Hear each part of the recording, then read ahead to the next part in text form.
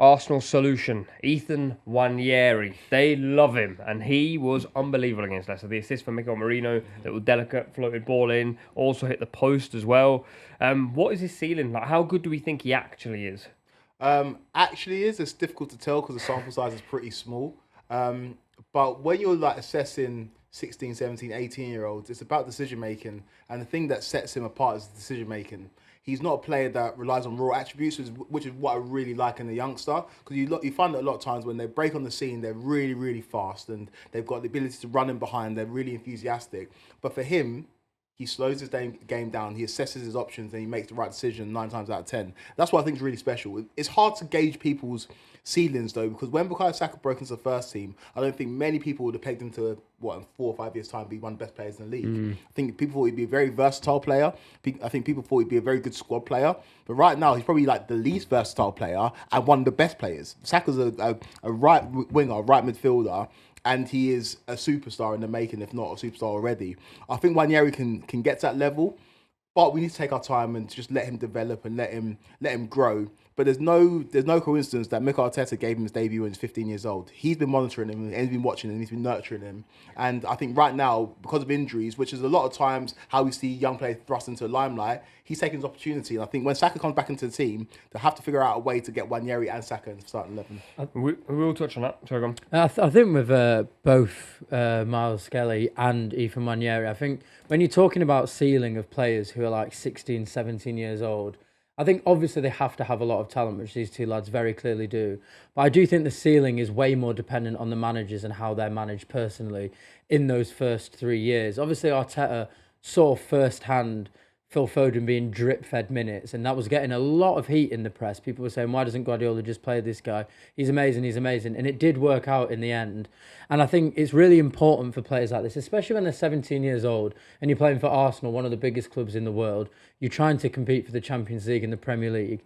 There is going to have to be some man management of him to not overexpose him too early or in too big games, because there is going to be times where he's not going to be on great form. And if you're not on great form in this social media age and you have a really poor performance against the Spurs or in a game that means a lot emotionally to the fans, you're going to get a lot of negative attention. So I think it'd be really interesting to see how Arteta manages him and manages his career, but he's pretty good to watch. I think one thing that Kweku just said there in terms of like his temperament for a kid of that age is outstanding. Like, we're going to talk about Lamine Yamal, and I personally wouldn't compare them because Lamine Yamal played 50 games in his 23-24 season. We saw him at the Euros. Like, for me, he's already a superstar. Yeah. And a lot of players at Barca do get that early because they play a lot of football at a really young age. But he's definitely got the temperament that's similar. Someone who goes, I'll have the ball, like any scenario. I'll take on my fullback. I'll pick the pass at the right time. The Marino one is a good example where he crossed it in.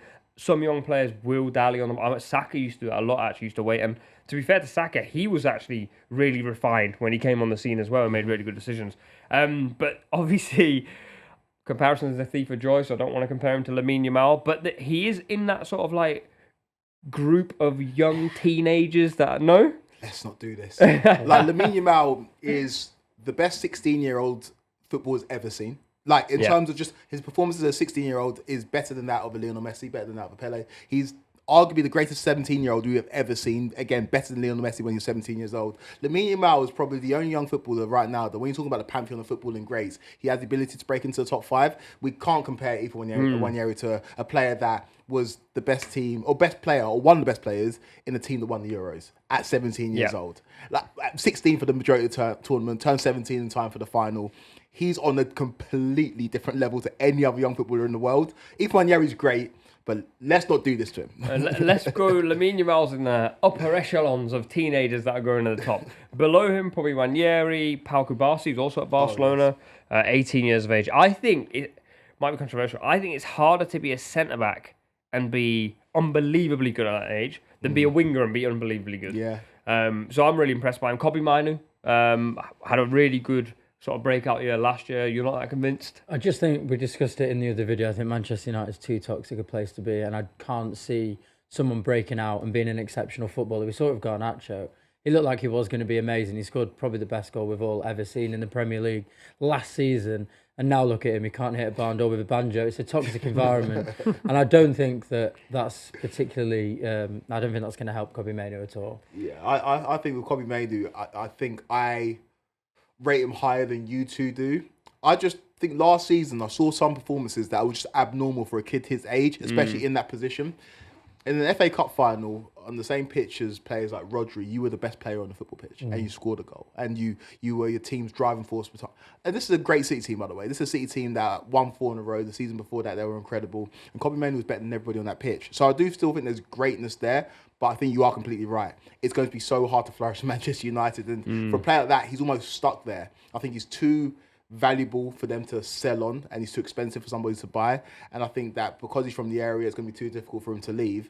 But I do think that he can be compared to Nwaneri in terms of like ceiling and where they can get to. But to bring it back to Nwaneri, I think this is a perfect situation for him right now.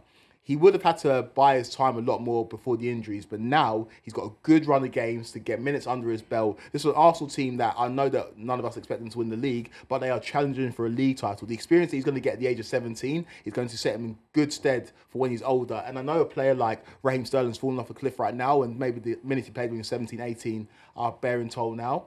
But Raheem Sterling, when he was 17, 18, was challenging for a title under Brendan Rodgers in that 13-14 season. And that meant he had a winning mentality. And when he went to Man City, he went to higher levels. I think Nwaneri can have a similar trajectory to Raheem Sterling.